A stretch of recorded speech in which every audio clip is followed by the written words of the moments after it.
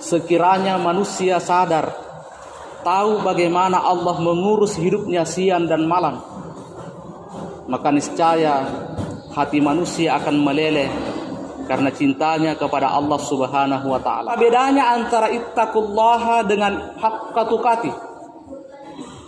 Ittaqullaha memisahkan antara kita dengan perbuatan-perbuatan maksiat, dan haqqa tuqatilah yang membuat kita konsisten untuk tidak akan mendekati mengulangi perbuatan-perbuatan maksiat. Daimal fasli 'alal bariyah, ya basital liyadaini bil atiyah, ya sahibal mawahibis tsaniyah. Asyhadu an la ilaha illallah wahdahu la syarikalah, syahadatan takuna lana fil jinani kanzan ma'rufa, wa asyhadu anna Muhammadan abduhu wa rasuluh allazi aqamaha manabiral islami ba'da duthur. Allahumma salli wa sallim ala sayyidina Muhammad sayyidil mursalin wa ala alihi wa sahbihi ajma'in, amma ba'd.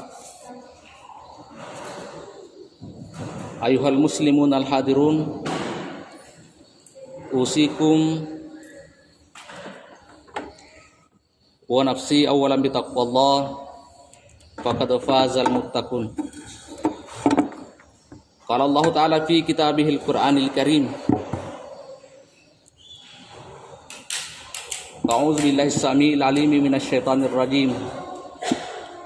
Ya ayyuhallazina amanu taqullaha haqqa tuqatih wa la tamutunna illa wa antum muslimun. Wa qala aidan, ya Adam uskun anta wa zawjukal jannah wa kula minha ragadan haitsu syi'tuma wa la taqraba hadhihi syajarah fatakuna minaz zalimin. Shadaqallahul azim. Hadirin sidang jamaah Jumat yang insyaallah dimuliakan oleh Allah. Alhamdulillahirabbil alamin adalah kalimat iktiraf, pengakuan jujur dari seorang hamba atas begitu besarnya nikmat dan karunia yang Allah senantiasa limpahkan kepada kita semua. Di saat banyak orang yang dalam keadaan sakit, Allah masih memberikan kekuatan lahir dan batin kepada kita. Di saat banyak orang yang terlena oleh kehidupan dunia, Allah memberikan hidayah dan petunjuknya kepada kita, sehingga saat ini kita tinggalkan aktivitas keduniaan kita. Sehingga saat ini kita hentikan perjalanan kita untuk selanjutnya kita menghadap kepada Allah Subhanahu wa taala dengan berbagai macam aktivitas ibadah Jumat seperti yang kita lakukan pada saat ini. Saat ini Allah masih memberikan kesempatan kepada kita untuk memperbaiki diri. Allah masih memberikan kesempatan kepada kita untuk menambah bekal untuk keselamatan akhirat kita kelak insyaallah. Karena itu Ibnu Qayyim pernah mengatakan, sekiranya manusia sadar, tahu bagaimana Allah mengurus hidupnya siang dan malam, maka niscaya hati manusia akan meleleh karena cintanya kepada Allah Subhanahu wa taala. Wa in ta'udu ni'matallahi la tuhsuha. Karena itu kita tidak akan mungkin mampu untuk menghitung-hitung, menakar dan mengukur begitu besarnya nikmat yang Allah berikan kepada kita. Bahkan beliau mengatakan bahwa Allah sesungguhnya menyayangi manusia, menyayangi hambanya, melebihi daripada hamba itu sendiri menyayangi dirinya sendiri. Segala macam bentuk perintah Allah, tidak satupun yang membahayakan manusia. Allah memerintahkan kita salat. Salat tidak membahayakan manusia, bahkan bermanfaat bagi manusia. Allah memerintahkan kepada kita untuk berpuasa, menahan lapar dan haus dan lain sebagainya. puasa tidak membahayakan manusia, tetapi justru puasa bermanfaat kepada manusia. Bahkan sebaliknya, Allah melarang kita untuk melakukan hal-hal yang bisa merugikan dan mencelakai diri kita sendiri. Hanya saja kita manusialah yang terkadang mencelakai diri kita, merugikan diri sendiri dengan melakukan apa-apa yang sesungguhnya jauh sebelumnya telah diingatkan dan dilarang oleh Allah Subhanahu wa ta'ala. Hadirin sidang jamaah Jumat yang dimuliakan oleh Allah, Nabi Adam alaihissalam ketika diciptakan oleh Allah ditempatkan dalam surga. Jauh sebelumnya Allah telah mengingatkan, ya Adam uskun anta wa zaujukal jannah. Wahai Adam, tinggallah engkau bersama istrimu di dalam surga. Wa kula minha ragadan haitsu syi'tuma. Makan apa saja yang engkau kehendaki. Tetapi ada satu peringatan Allah, wala taqraba hazihi syajarah. Jangan sampai engkau melanggar dan mendekati pohon ini. Dan ternyata Nabi Adam sendirilah yang terjerumus karena tergoda oleh hawa nafsunya, yang terjerumus karena memperturutkan tipu daya iblis, sehingga pada akhirnya dan dikeluarkan dari surga Allah Subhanahu wa ta'ala. Itulah sebabnya sehingga setiap hari Jumat, setiap khatib yang berdiri di atas mimbar, betapapun bagusnya khutbah yang disampaikan, ketika tidak mengajak kepada kita untuk senantiasa bertakwa kepada Allah Subhanahu wa ta'ala, maka khutbah itu tidaklah sah, karena kita kehilangan dari salah satu rukun dari khutbah itu. Sehingga dia sangat populer ayat yang sering kita dengar dari atas mimbar khutbah Jumat, ittaqullaha haqqa tuqatih. Kita diperintahkan untuk bertakwa kepada Allah dan diperkuat dengan bertakwalah dengan sebenar-benarnya takwa. Apa bedanya antara ittaqullaha dengan haqqa tuqatih? Ittaqullaha memisahkan kita dengan perbuatan-perbuatan dosa. Ittaqullaha memisahkan antara kita dengan perbuatan-perbuatan maksiat. Dan haqqa tuqatilah yang membuat kita konsisten untuk tidak akan mendekati mengulangi perbuatan-perbuatan maksiat itu. Ittaqullaha yang mendorong kita untuk melakukan perintah Allah, dan haqqa tuqatilah yang membuat kita untuk senantiasa istiqamah untuk tetap menjalankan apa-apa yang diperintahkan oleh Allah Subhanahu wa ta'ala. Kalau seseorang hanya mampu berada sampai pada level ittaqullaha, maka mungkin saat ini kita tunduk, kita melaksanakan perintah Allah. Mungkin hari ini kita laksanakan salat 5 waktu, tetapi mungkin di kemudian hari bolong lagi salat kita, karena kita hanya sampai pada level ittaqullaha.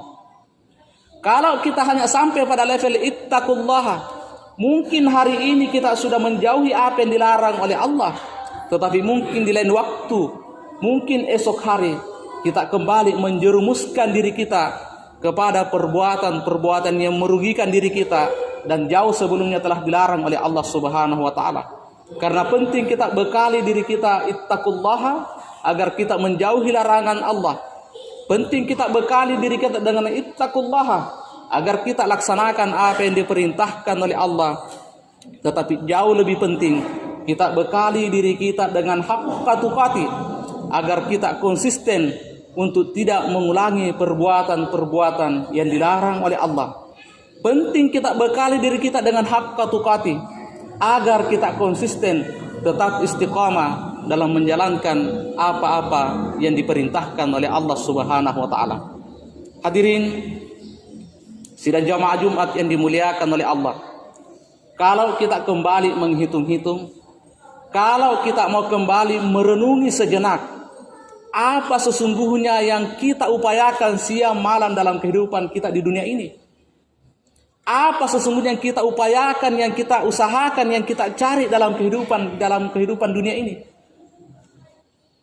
Maka sesungguhnya kita bisa sampai pada 2 kesimpulan. Bahwa segala upaya yang kita lakukan, segala aktivitas yang kita lakukan, maka sesungguhnya hanya ada dua yang ingin kita capai. Kita ingin selamat di dunia dan kita ingin selamat di akhirat. Kita ingin bahagia di dunia dan kita ingin bahagia di akhirat. Dan ternyata jauh sebelumnya agama sudah menunjukkan kepada kita mana jalan yang harus kita tempuh, yang harus kita upayakan untuk mencapai kebahagiaan dunia itu, dan di mana jalan yang harus kita tempuh dan yang harus kita upayakan agar kita bisa mencapai kebahagiaan di akhirat kelak. Jauh sebelumnya Allah sudah menunjukkan kepada kita jalan menuju surga sebelum Allah memerintahkan kita mencari jalan menuju surga itu. Jauh sebelumnya Allah telah memerintahkan kita jalan menuju kebahagiaan dunia sebelum Allah memerintahkan kepada kita mencari jalan agar kita bisa memperoleh kehidupan dunia. Dalam bentuk apa? Dalam bentuk agama.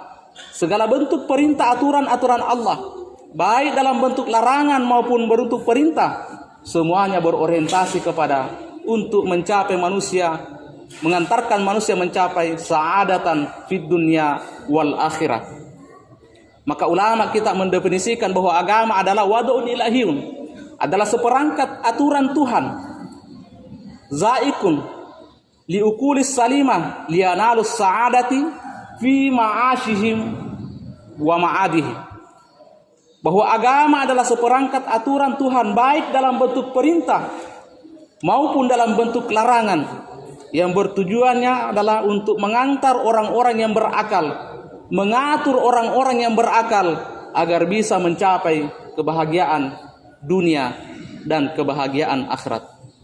Hadirin sidang jamaah Jumat yang dimuliakan oleh Allah, kalau kita melihat dari berbagai macam hadis Rasulullah, Nabi menyampaikan kepada kita bahwa kebaikan dunia ada kuncinya dan kebahagiaan akhirat pun ada kuncinya, kata Rasulullah.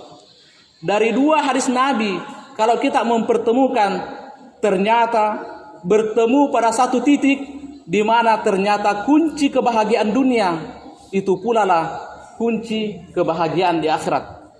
Rasulullah bersabda, as-salatu miftahu kulli khair, bahwa salat adalah kunci segala kebaikan di dunia.